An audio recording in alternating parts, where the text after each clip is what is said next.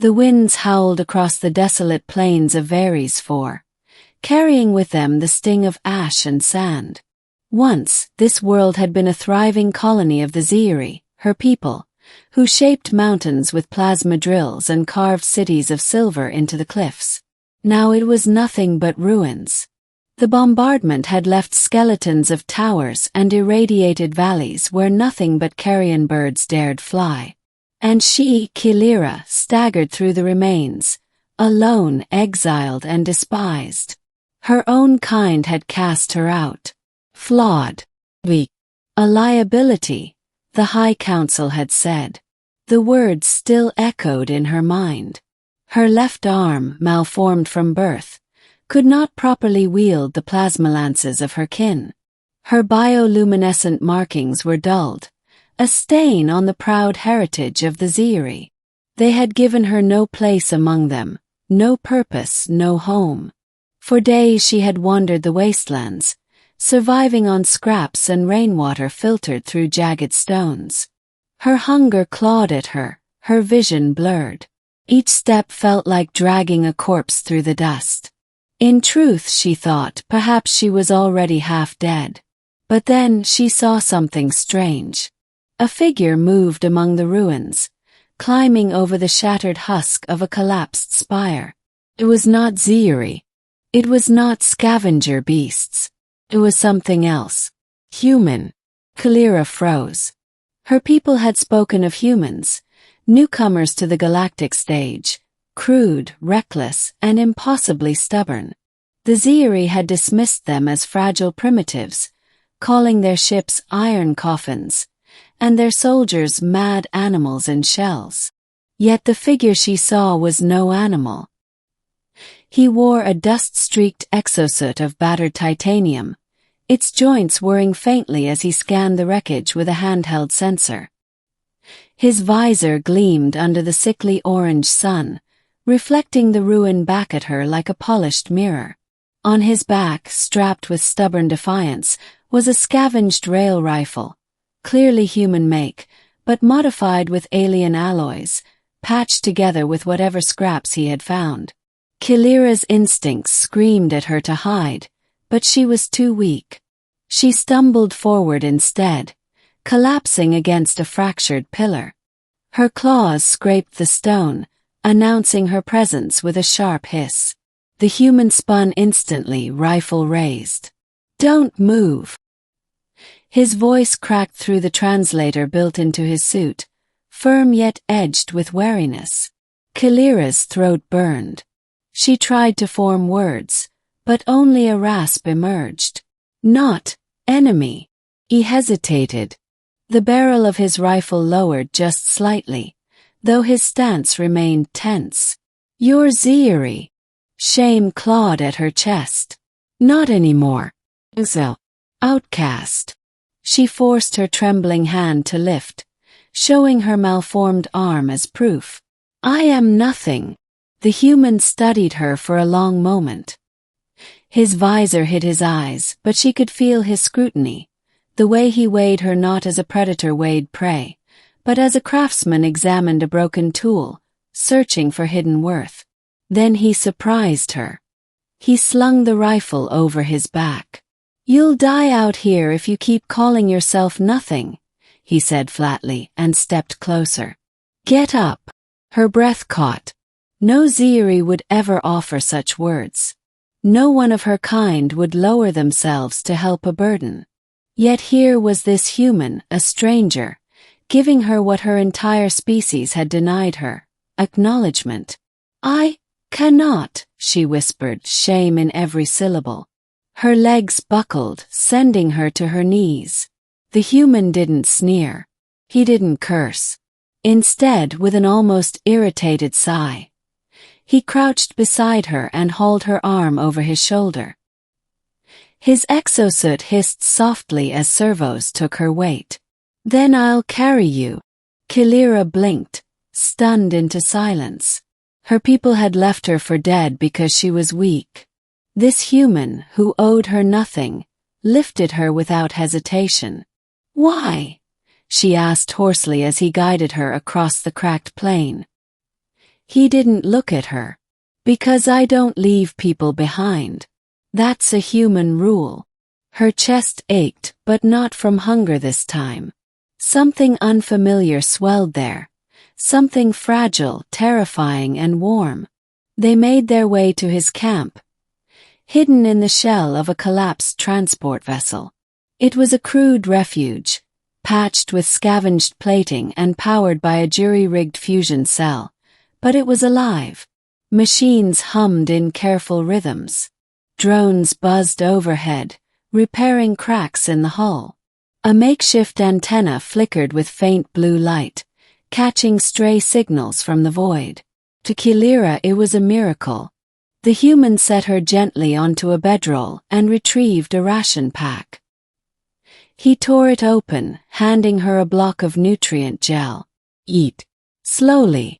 She obeyed, though each bite was foreign and strange. The human finally removed his helmet, revealing sweat-matted hair and sharp green eyes. His face was rugged, worn by dust and struggle, but there was a fire in his gaze, a refusal to break, even in this graveyard of a world. "My name's Elias," he said simply. "Engineer. Salvager. Sometimes idiot." Kilira hesitated, then whispered, "Kilira. Outcast." "Not anymore," Elias replied firmly. "Not if I've got anything to say about it." Her breath hitched. He spoke as if her exile meant nothing, as if he could strip away the weight of her shame with words alone. That night, as the storms raged outside and the camp hummed with life, Kilira lay awake, staring at the ceiling. For the first time in her life, she felt a thread of hope, fragile, flickering, but real. And she knew deep in her bones that this human, this stubborn, reckless creature, was unlike anyone she had ever known. Perhaps he was mad. Perhaps he was doomed. But he had given her something priceless. Future. The camp did not feel like home at first. Kilira sat in silence, curled in the shadows of the wrecked transport Elias had transformed into his workshop. The place was cluttered with half-assembled drones, scorched circuit boards, and wires like tangled vines snaking across the floor. Tools hummed in his hands late into the night, sparks scattering like fireflies. To her zeary eyes it was chaos, disorder. Her people prized precision, sterile halls, and flawless surfaces. Humans, she thought, seemed to thrive in imperfection. Yet somehow, amid the clutter Elias built. On her second night, Kilira asked the question that had gnawed at her. Why? Why salvage? Why stay? This planet is ruined. Nothing lives here. Elias grunted as he welded a plate to a broken drone. Because ruins are where the best stuff hides. Abandoned tech, forgotten machines, things people leave behind. He tapped the drone's casing with his wrench. To me, that's opportunity.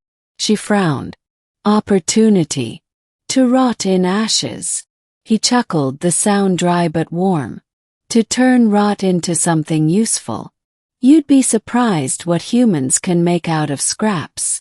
And over the following days, she was surprised. Elias handed her a slim device one morning, a square no larger than her palm. Hold this. It vibrated faintly, then hummed. With a sudden burst of light, a shimmering field surrounded her, faintly glowing. Her breath caught. A shield generator. Portable. Elias grinned. Pulled it from a busted terraformer drone. Spliced it with human capacitor tech.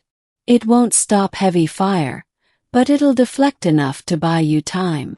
Kilira stared at the little device, trembling. In her society, technology was sacred, untouchable without years of sanctioned training. For Elias, technology was clay in his hands, reshaped at will. She tested the device. The glow rippled across her skin, amplifying her weak bioluminescence. For the first time, her dull markings shimmered. She almost looked like the warrior she had been denied the right to become. "Why give this to me?" she asked softly. Elias met her gaze without hesitation. "Because you're still here, still breathing. And if you're standing with me, then you need tools. Outcasts or not, we don't stay broken." That phrase echoed in her mind long after. We don't stay broken. Soon Kilira found herself helping him. At first, only small tasks. Holding wires steady with her sharper claws, testing drones after repairs. But Elias pushed her further. "You're faster with those claws. Cut these conduits. Your eyes see spectra, mine don't. Check this weld seam for microfractures. Here, take the controls. You can fly the drone." At first she resisted. "I'm flawed. I can't." "You can," Elias interrupted firmly. "You just haven't been given the chance." The words shook her. No one had ever demanded she try. Together they built something astonishing. One of the first successes was the defense drones. Using broken terraforming bots, Elias stripped out the atmosphere processors and replaced them with mounted plasma cutters. Kilira helped reprogram their guidance systems. Her people's genetic affinity for light-based code sequences making the work far easier than Elias's brute force hacking attempts. When the first drone hovered into the air, steady and obedient, Kilira felt her chest swell with pride she hadn't known she could feel. Elias only smirked, wiping grease from his hands. "Told you. We make things work." Later, Elias tackled her body itself. Her left arm, malformed and weak, had always been her shame. She used it sparingly, hiding it beneath cloth wraps. Elias noticed. One evening, he placed a strange contraption on the workbench.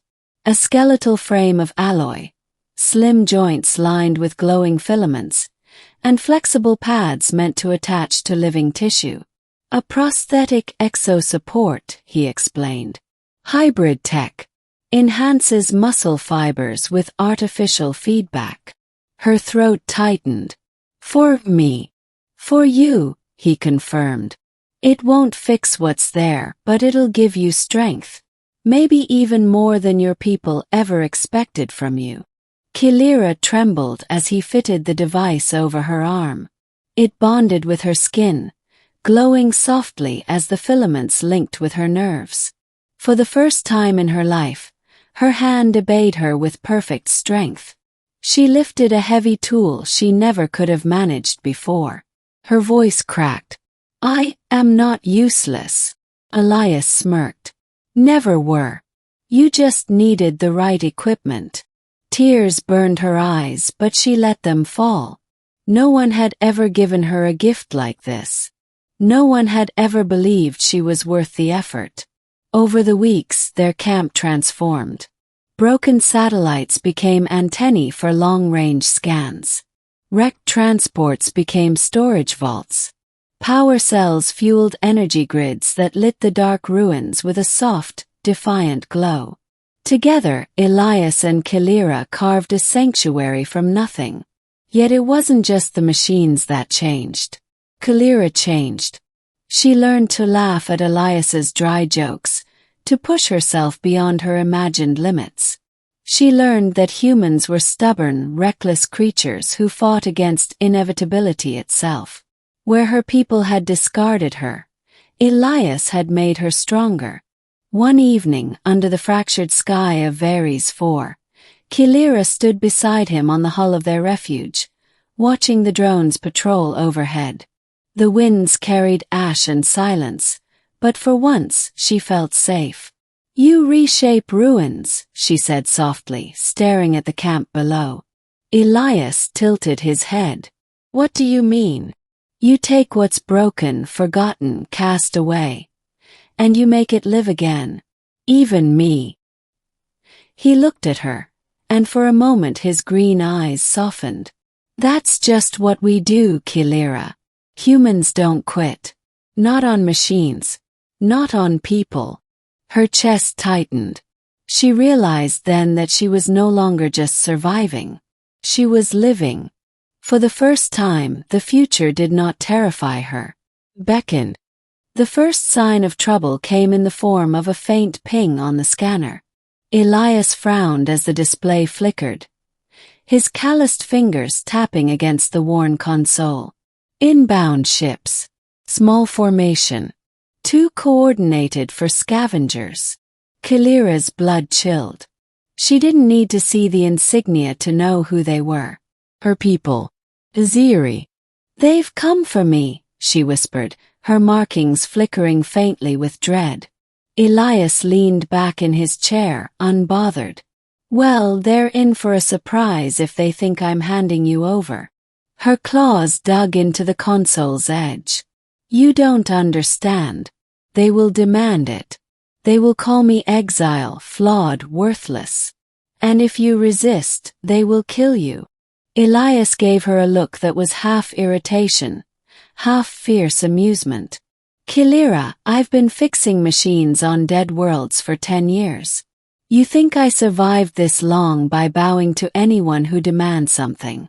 They'll get my answer the same way everyone else does. And what answer is that? She asked softly. Hell no. The Ziri ship descended like a silver blade cutting through the ash-laden sky.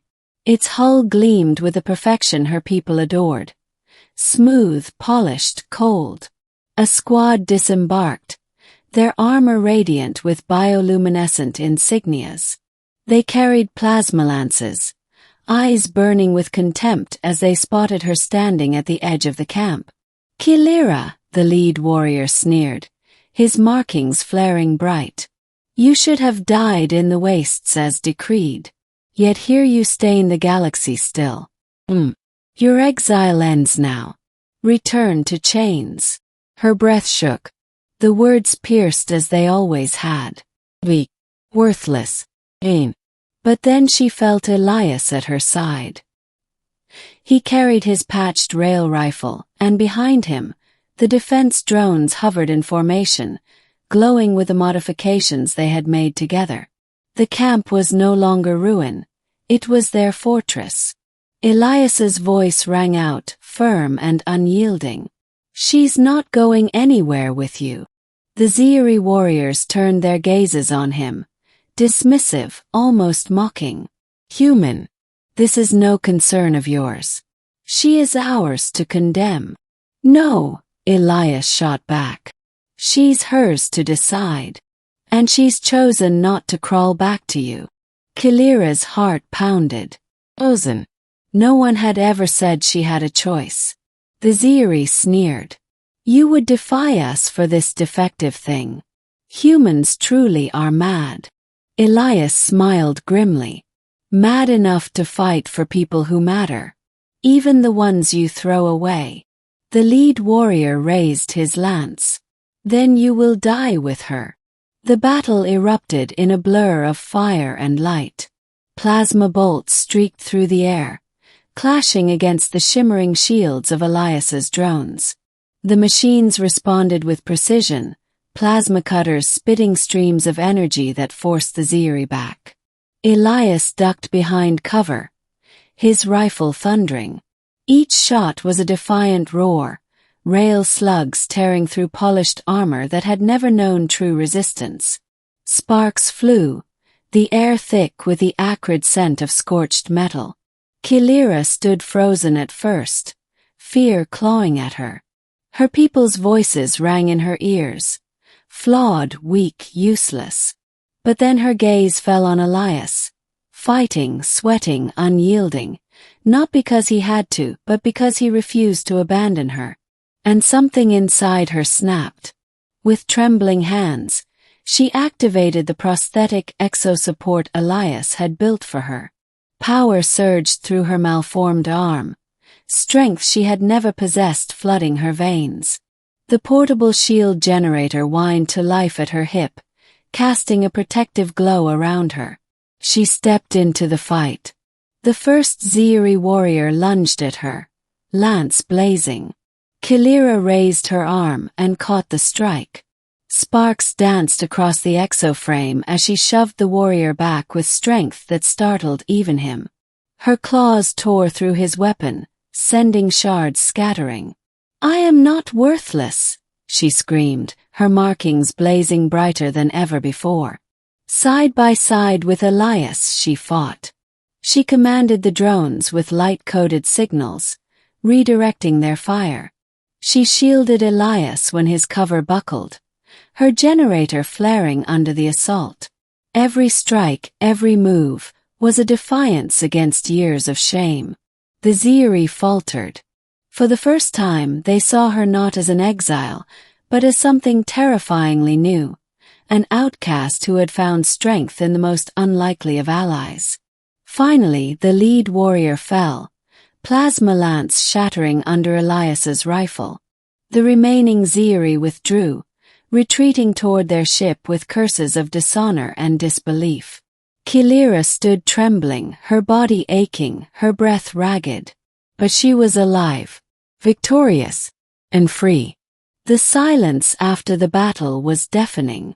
Ash drifted in the wind as the Ziri ship fled into the clouds, abandoning the field to the very ones they had scorned. Elias leaned on his rifle, smirking through exhaustion. "Well, that was fun." Kilira turned to him, her chest tight with emotion. "You risked everything for me." He shrugged as if it were obvious. "That's what humans do. We fight for our own. And like it or not, Kilira, you're one of mine now." Her throat ached. No words could capture what burned in her chest. Gratitude, awe, and something deeper she dared not name. For her whole life, she had been told she was broken. But Elias had seen not her flaws, but her potential. Together, they had forged strength from ruin. She looked at the fortress they had built, the drones circling above, the machines humming with life. A sanctuary, born from human stubbornness and alien hope. Her people had tried to drag her back into chains. But she had made her choice. And she chose him, chose humanity, chose a future. The fires of battle had long since died. Only smoke curled from the wreckage of fallen drones and shattered weapons, carried away on the restless winds of Varys 4. The Ziri ship was gone, fleeing back to the stars with the bitter taste of defeat. Kilira stood amidst the ruins, her prosthetic arm still humming faintly with power, the glow of the shield generator fading around her. Her chest rose and fell with heavy breaths, but for the first time in her life, she was not trembling from fear. She was trembling from triumph. Elias sat on a piece of twisted plating, reloading his rifle with steady hands. His face was streaked with sweat and ash, but when he glanced at her, his green eyes carried a spark of humor. "Well," he said casually, "guess that answers the question of whether you're useless." Kilira barked a sharp laugh, startled at the sound of it. Rough, unpolished, but real. "They called me a defect. An exile. Worthless." She raised her arm, flexing the metal fingers Elias had given her. "But with you, fought them. I beat them." "Damn right you did," Elias said, standing and slinging his rifle over his shoulder. "And you didn't just beat them. Chose. That's something they can't take away, no matter how many times they try." His words struck deeper than any lance or blade ever could. For years, Kilira had believed she had no choices, no future, nothing but the shame her people had chained to her. But now, standing beside this stubborn, impossible human, she realized the truth. Her exile had not ended her story. It had begun it. The camp was scarred, its walls scorched, its drones in need of repair. But to Kilira's eyes, it no longer looked like a fragile outpost clinging to survival. It looked like a beginning. "Elias," she said quietly, "they will come again. They will not forgive this." He smirked. "Good. Let them. Means we'll get more spare parts." She stared at him in disbelief, then shook her head, a smile tugging at her lips despite herself. You humans are insane. Yeah, he admitted. But it's kept us alive this long. He stepped closer, placing a hand gently on her shoulder. His voice softened. And now it's going to keep you alive too. Whatever comes, Kilira, you won't face it alone. Her markings glowed faintly, not with shame, but with something new, something alive. For the first time, she no longer wished for the approval of her people. She no longer cared if the galaxy saw her as broken. Because she had found something greater than acceptance. She had found a future. And she would fight for it, side by side with the one human who had refused to let her die forgotten. From that day forward, the ruins of Veres 4 became more than just a graveyard of shattered worlds. They became the cradle of something extraordinary. A partnership forged from exile and defiance, human stubbornness and alien hope. And when the galaxy finally came looking for the outcast and the human who had defied empires, they would not find weakness. They would find legend.